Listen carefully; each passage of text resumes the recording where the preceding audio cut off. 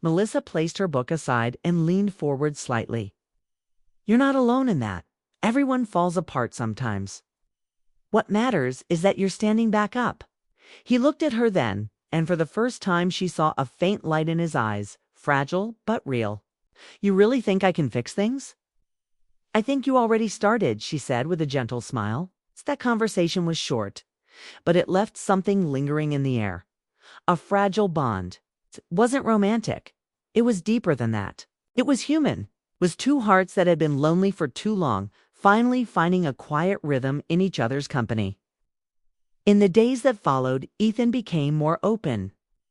He told her bits and pieces of his story, how he had failed a semester, lost confidence, and didn't know how to face his father. Melissa listened without judgment, never interrupting, never lecturing. She just listened, and sometimes that was all he needed. One afternoon, he came home carrying groceries.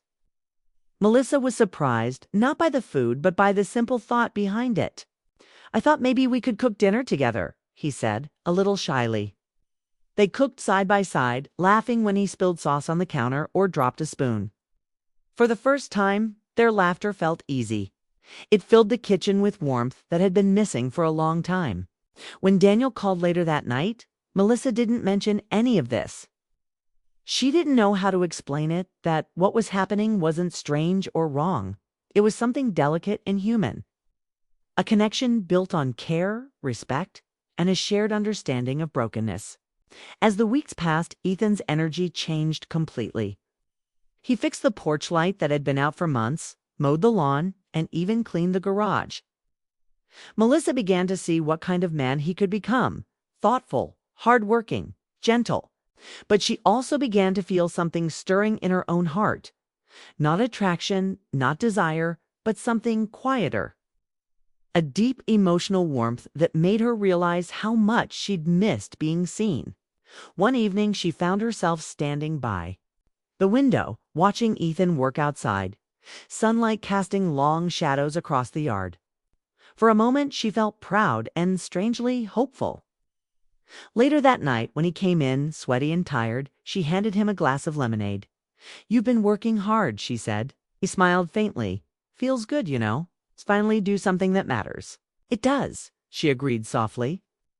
Their hands brushed for the briefest second when he took the glass.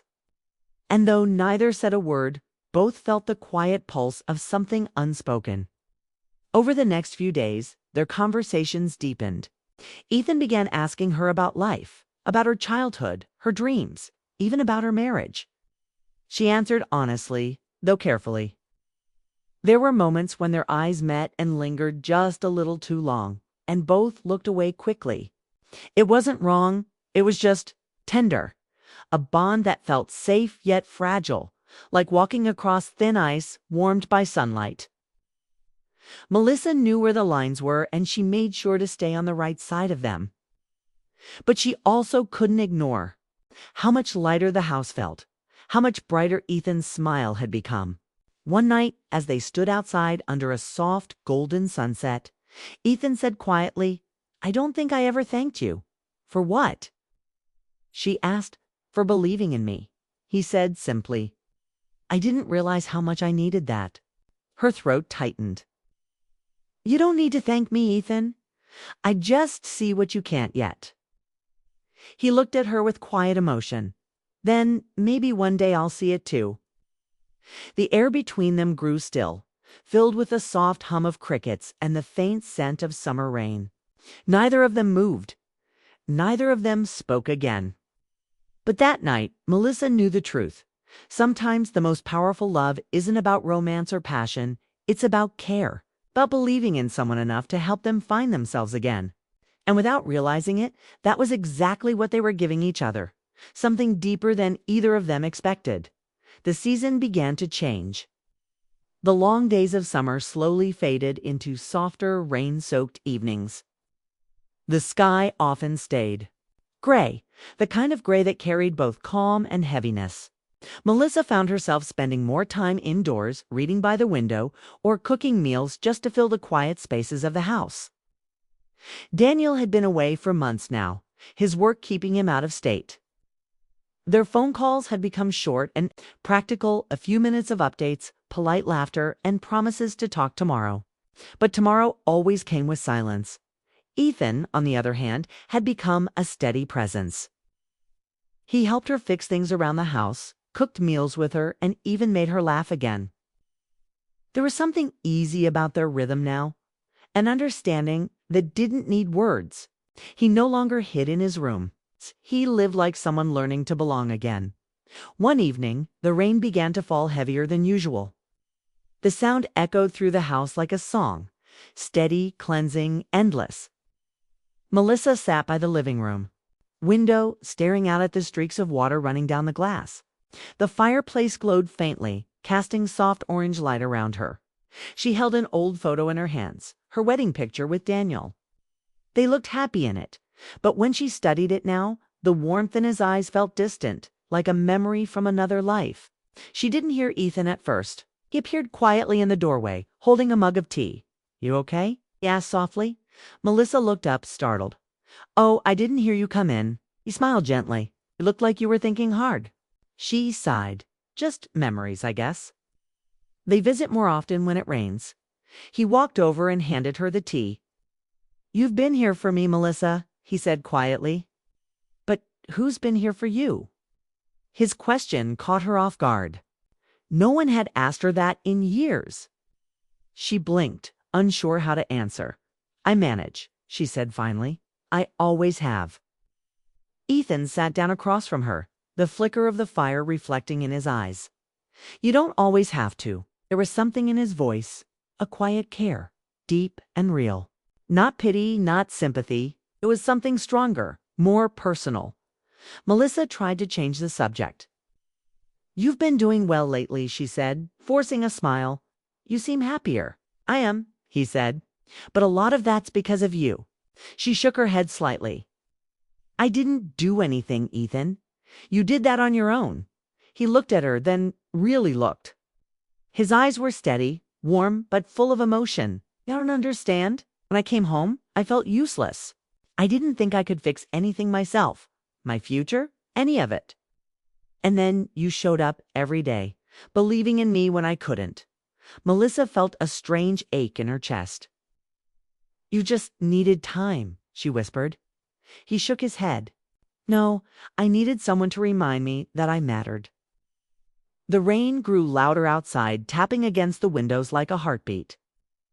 The room felt smaller now, the air thick with something unspoken. Melissa didn't know what to say. Ethan's voice softened.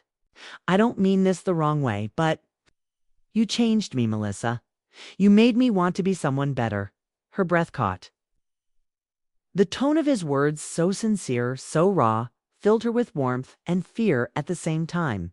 "Ethan," she began, her voice trembling. He interrupted softly. "You don't have to say anything. I just needed to tell you. I needed you to know that you made a difference." She stared into his eyes, eyes that held no hidden motive, just truth. The truth of someone who had found light in her kindness. "I believe in you," she said quietly. "Always have. But you have to keep walking your own path, Ethan. Promise me that." He nodded slowly, but his expression stayed tender, almost pained. "I will. He paused, searching for words. "Sometimes I wish things were different." Melissa looked away. The rain outside had turned into a storm, the wind howling softly through the trees. Her reflection in the window looked older, tired, and yet somehow alive again. "Different how?" she asked finally, her voice barely audible. He didn't answer right away. When he did, his words were barely above a whisper. "That I met you when I wasn't your stepson." Melissa's heart stopped for a second. The words hung in the air like a spark that couldn't be taken back. She opened her mouth, but no sound came out. Her mind raced, trying to find the right thing to say, something that wouldn't break what they had built. "Ethan," she said gently, "you're young and your heart is still healing, I think. What you feel right now, it's gratitude, not—" He cut her off softly. "Maybe, but whatever it is, it's real to me." He stood then, his expression calm, not angry or desperate, just honest. I'm not asking for anything. I just wanted you to know how much you mean to me. You help me remember what hope feels like." Before she could answer, he turned and walked toward the door. The sound of rain grew louder as he stepped outside. Melissa followed him to the porch, standing under the soft golden light. "Ethan, wait." She called out. He stopped and looked back at her, soaked by the rain but somehow peaceful. "Thank you," she said, her voice trembling, "for telling me, for being honest.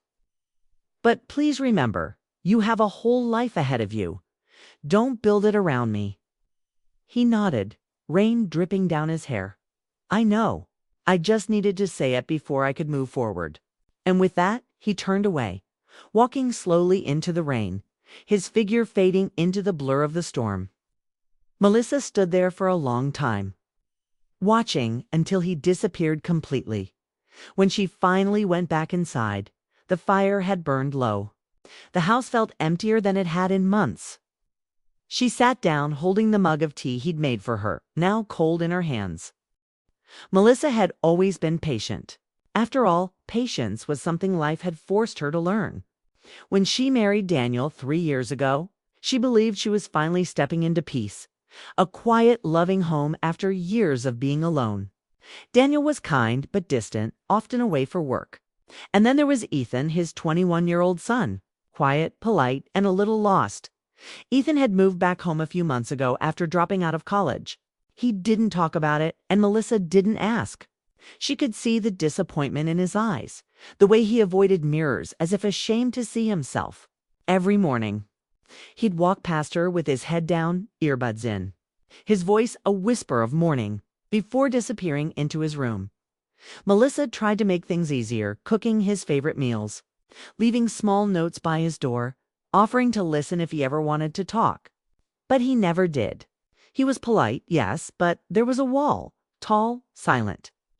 She worried about him more than she admitted, even to herself. There was something about his loneliness that reminded her of her own younger years. It's the feeling of being stuck in a life that didn't make sense yet. One rainy Tuesday evening, Melissa was doing laundry when she realized she hadn't seen Ethan all day. Daniel was away again, and the house was too quiet. She carried the folded clothes down the hallway and noticed faint music coming from the garage, low, steady, and strange. Not the usual songs Ethan played. This was different motivational speeches layered over a soft rhythm. The kind people listened to when trying to change their mindset. Curious, she stepped closer. The air smelled faintly of metal, dust, and something warm, maybe the scent of hard work. Through the half-open garage door, she saw Ethan. He was standing in front of an old mirror, sweat on his face, breathing heavily as he did push-ups on a thin mat. His hair stuck to his forehead and his t-shirt clung to him. He looked tired, not from laziness, but from trying, really trying. She stood still, almost holding her breath, afraid to interrupt whatever was happening. Then she heard his voice, quiet but steady. "You can do this," he murmured. "You can rebuild yourself, one day at a time." Melissa's heart clenched. She hadn't realized how much pain was behind his silence. He wasn't wasting away in that room like she'd thought.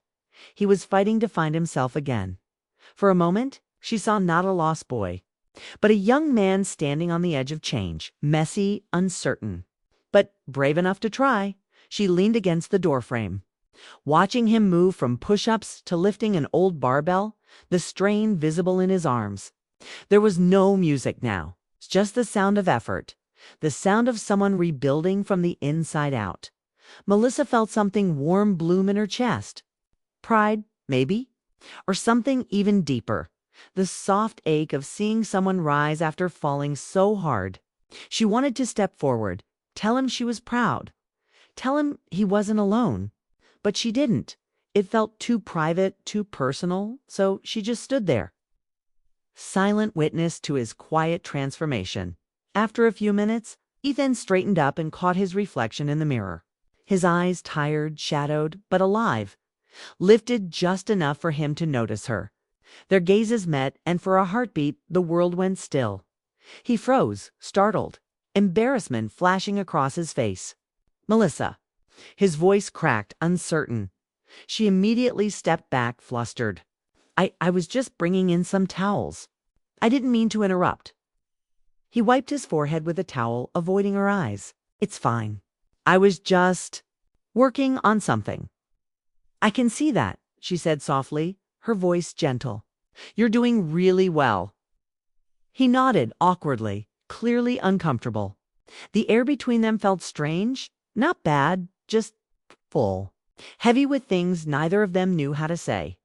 Melissa left quietly, closing the door behind her. But her heart stayed there in that dimly lit garage, echoing with the sound of Ethan's quiet determination. That night, as she sat by the window watching rain slide down the glass, she couldn't stop thinking about what she'd seen. The way he spoke to himself with quiet strength, the way his eyes flickered with hope, even through exhaustion. It wasn't just about exercise. It was about healing. About a boy trying to rebuild his confidence, his identity, his place in the world. And somehow knowing that broke her heart a little, not out of sadness, but because she understood. She remembered her own days of standing in front of a mirror, telling herself she was enough even when she didn't believe it. She remembered what it felt like to try and work on yourself when no one else believed in you. In Ethan, she saw that same fragile courage the kind people don't often notice because it hides behind quiet eyes and late-night effort. The next morning, found him in the kitchen. He didn't mention what happened the night before, and neither did she. But something was different. He looked more at ease, almost lighter. "Morning," he said, offering a shy smile. "Morning," she replied, smiling back. She didn't push for conversation. She just made breakfast while he sat at the counter scrolling through his phone.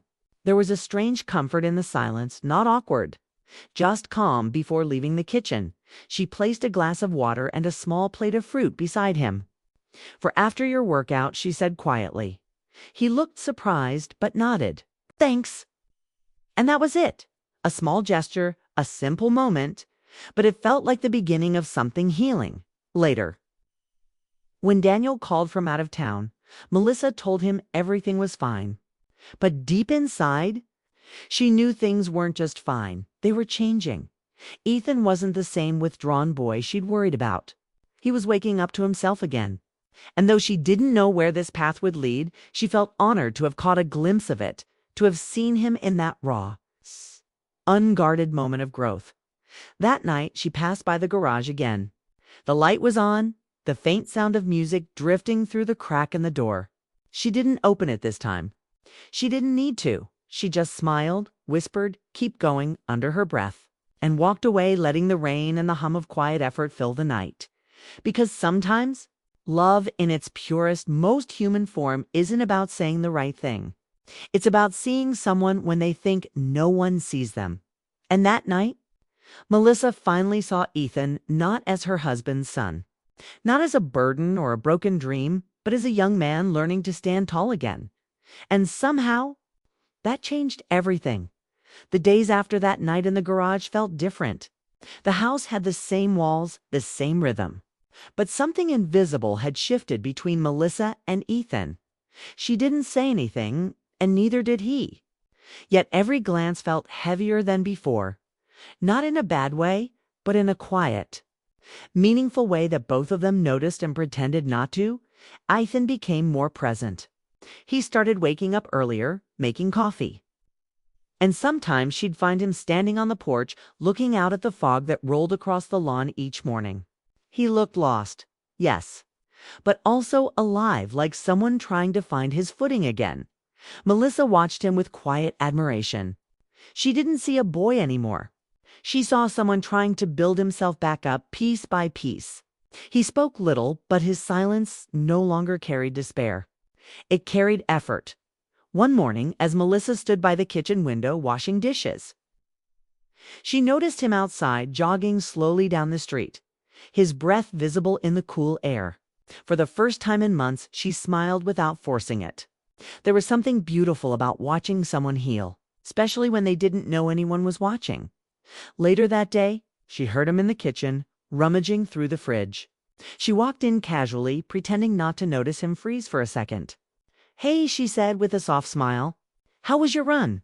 He looked surprised. Good, I guess. Trying to get back in shape. She nodded. It's good to see you trying again.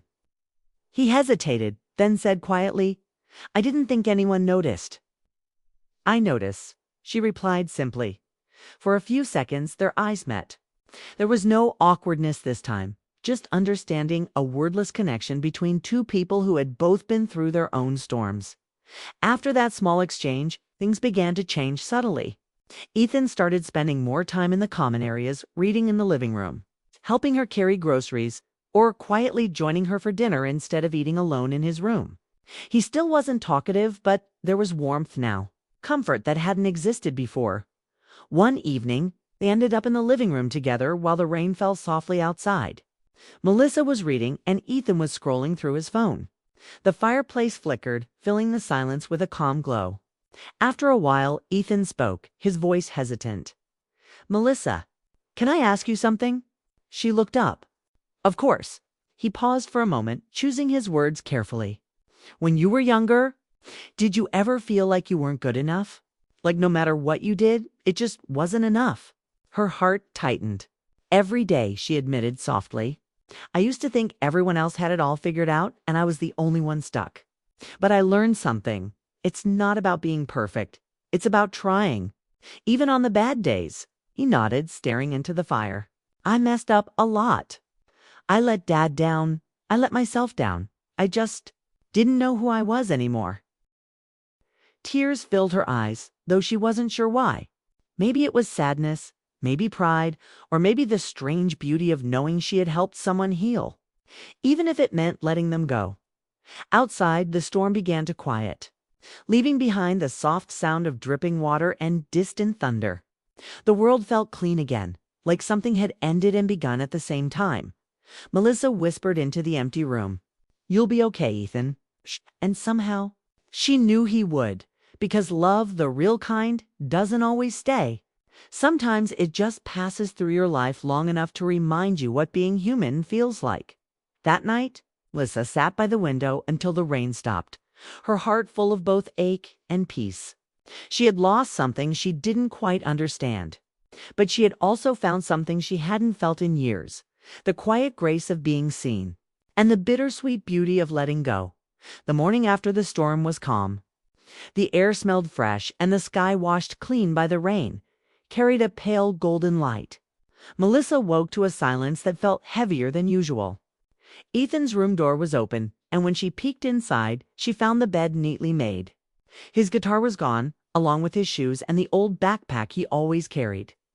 On the kitchen table lay a folded note beside a half-empty mug of coffee. Her hands trembled as she opened it. Melissa, thank you for seeing me when I couldn't see myself. I'm leaving for a while. I need to find out who I am without leaning on anyone. You've given me the courage to do that. Please don't worry. This isn't goodbye. It's just time for me to try on my own. Ethan.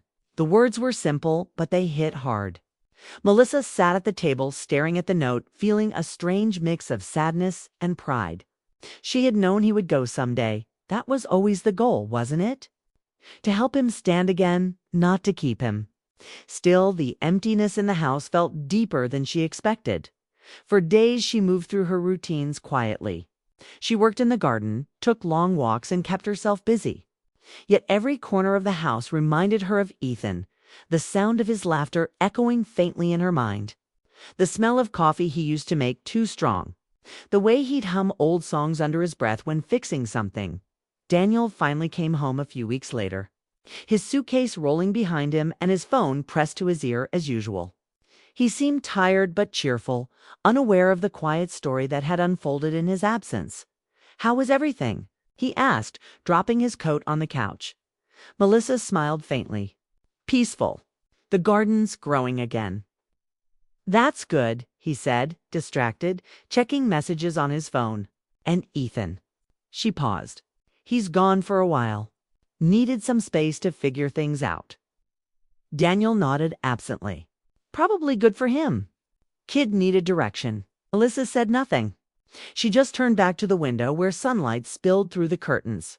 There was no point explaining the truth, not the emotional depth of what had happened.